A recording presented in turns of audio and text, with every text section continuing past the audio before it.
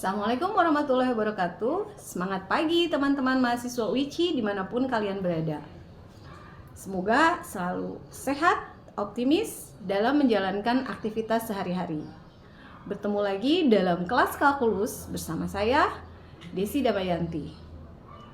Pada pertemuan hari ini kita akan membahas sistem bilangan real. Materi sistem bilangan real ini adalah pengenalan dasar teman-teman nantinya memahami, mempelajari, dan mengerjakan soal-soal kalkulus yang materinya akan lebih menarik. Dalam pertemuan ini kita akan belajar tentang bilangan, jenis-jenisnya, serta operasi pada bilangan tersebut.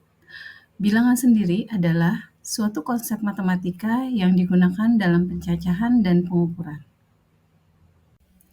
Sistem bilangan merupakan hal yang penting yang selanjutnya dapat bermanfaat dalam segala bidang kehidupan, termasuk dalam pengembangan ilmu pengetahuan dan teknologi. Sedangkan sistem bilangan real adalah himpunan bilangan real yang disertai dengan operasi penjumlahan dan perkalian sehingga memenuhi aksioma tertentu dan merupakan semesta pembicaraan dalam kalkulus. Bilangan real adalah gabungan dari bilangan rasional dan irasional. Untuk memahami konsep sistem bilangan real, berikut ini diberikan beberapa jenis bilangan untuk lebih memahami. Bilangan yang pertama adalah bilangan asli, yaitu bilangan natural dengan lambang N, dimulai dari angka 1 sampai tak hingga. Contohnya 1, 2, 3, 4, 5, dan seterusnya. Di dalam bilangan asli, terdapat juga bilangan prima, yaitu bilangan yang hanya bisa dibagi dengan 1 atau bilangan itu sendiri. Bilangan prima itu adalah 2, 5, 7, 11, 13, dan seterusnya. Yang kedua adalah bilangan cacah dengan notasi W atau bilangan whole, di mana bilangan ini dimulai dari angka 0 sampai tak hingga. Contohnya 0, 1, 2, 3, 4, 5, dan seterusnya sampai tak hingga. Bilangan yang ketiga adalah bilangan bulat dengan notasinya Z, yaitu terdiri dari bilangan 0, bilangan bulat positif, dan bilangan bulat negatif. Contohnya, mulai dari tak hingga, negatif 4, negatif 3, negatif 2, negatif 1, termasuk 0, kemudian bilangan positifnya 1, 2, 3, 4, 5, dan seterusnya sampai tak hingga. Dan yang keempat adalah bilangan real. Bilangan real ini sendiri terdiri dari bilangan rasional dan bilangan irasional. Bilangan rasional, selain bilangan sebelumnya, bilangan asli, bilangan caca, dan bilangan bulat, bilangan rasional juga termasuk di dalamnya bilangan pecahan seperti A per B dengan syarat A dan B adalah bilangan bulat dengan A sebagai pembilang dan B sebagai penyebut, dan nilai B tidak boleh sama dengan 0. Contohnya bilangan pecahan 1 per 2, 3 per 4, 3 per 2. Bilangan irasional adalah bilangan real yang tidak bisa dibagi atau hasil baginya tidak pernah berhenti. Disebut juga dengan bilangan imajiner atau bilangan kompleks. Contoh bilangan irasional adalah nilai pi, kemudian nilai e, dan nilai akar. Hubungan jenis bilangan jika digambarkan dalam diagram Venn dapat dilihat pada gambar berikut, di mana sistem bilangan real adalah merupakan semesta dari seluruh jenis bilangan yang ada, mulai dari bilangan asli, bilangan caca, bilangan bulat, bilangan rasional, dan irasional. Untuk setiap bilangan real yang disebut, dapat ditunjuk sebuah titik pada garis bilangan yang mewakilinya. Berikut garis bilangan di mana angka 0 merupakan titik tengah, ke arah kanan adalah nilai positif, dan ke arah kiri adalah nilai negatif. Dalam garis bilangan ini, kita juga bisa melihat sistem bilangan real, di mana tanda merah ini adalah bilangan asli, kemudian yang hijau adalah bilangan cacah, yang tanda kuning ini adalah bilangan bulat, Selanjutnya di antara itu ada bilangan pecahan yang merupakan bilangan rasional.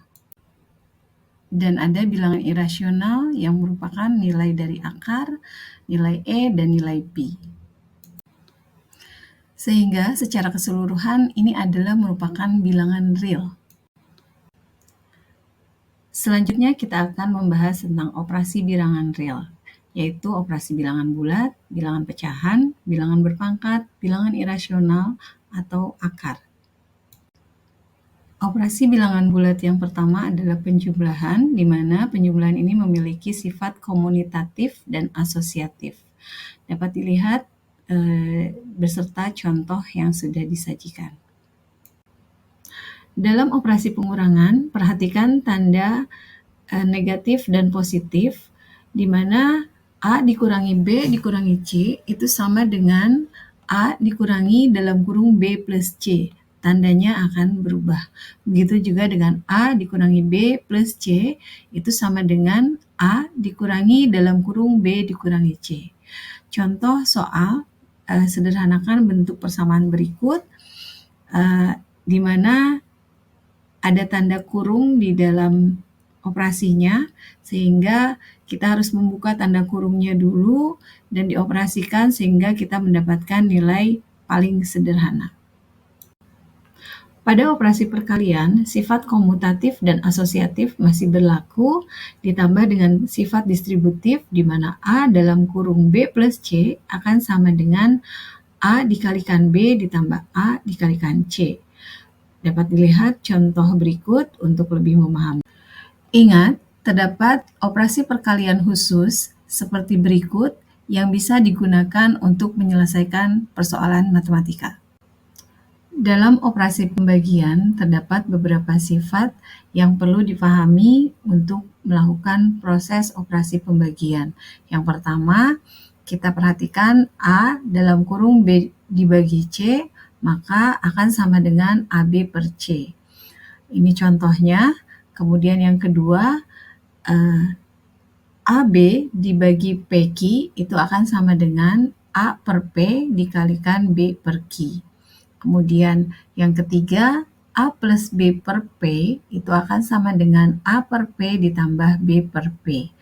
Dan yang keempat, A per B itu akan sama dengan P dikalikan A dibagi P dikalikan B, di mana P adalah sebuah bilangan yang ditambahkan.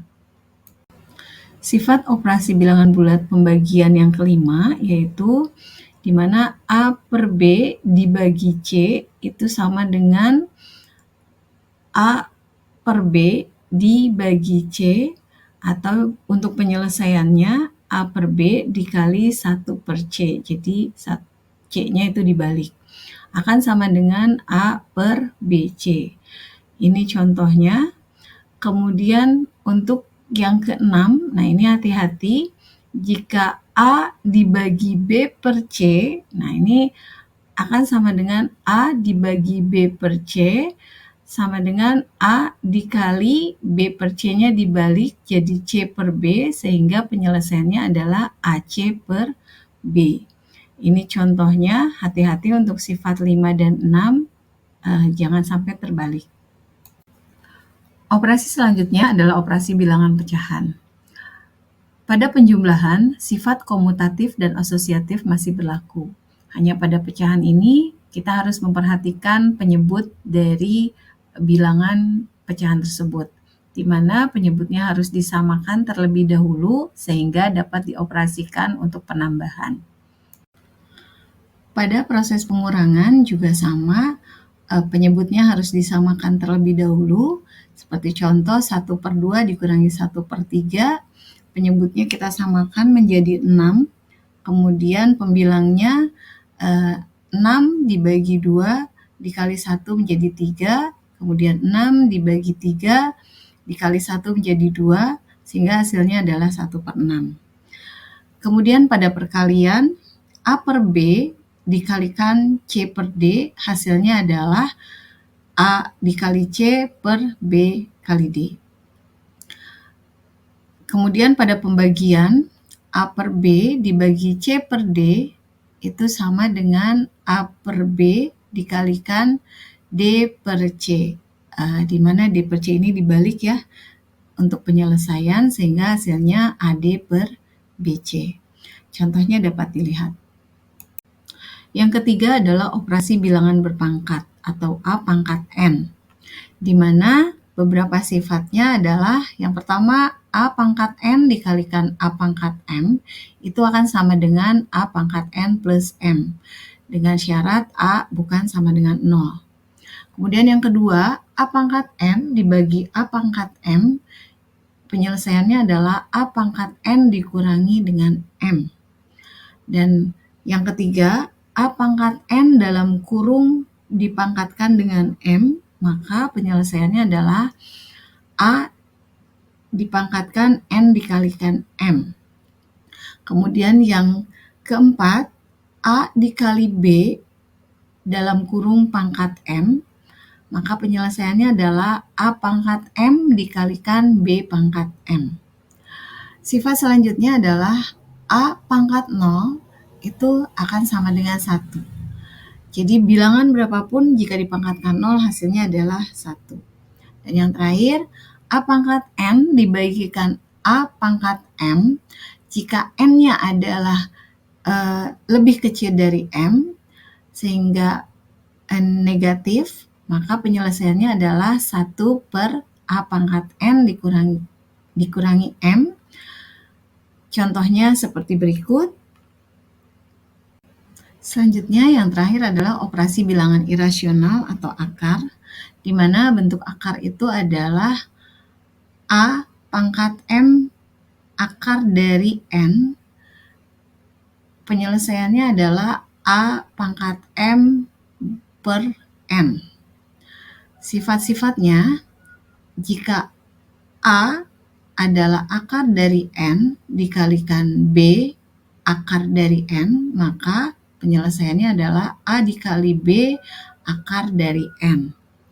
Kemudian yang kedua, jika A akar dari N dibagi B akar dari N, maka penyelesaiannya adalah A per B akar dari N. Kemudian yang ketiga, jika A pangkat N akar dari N, maka hasilnya adalah A itu sendiri. Contohnya adalah sebagai berikut. Materi pada pertemuan kali ini adalah materi dasar. Jadi saya berharap kalian bisa memahaminya dengan baik. Dan untuk melatih pemahaman kalian, silahkan kerjakan latihan soal berikut ini. Demikian pertemuan kita hari ini.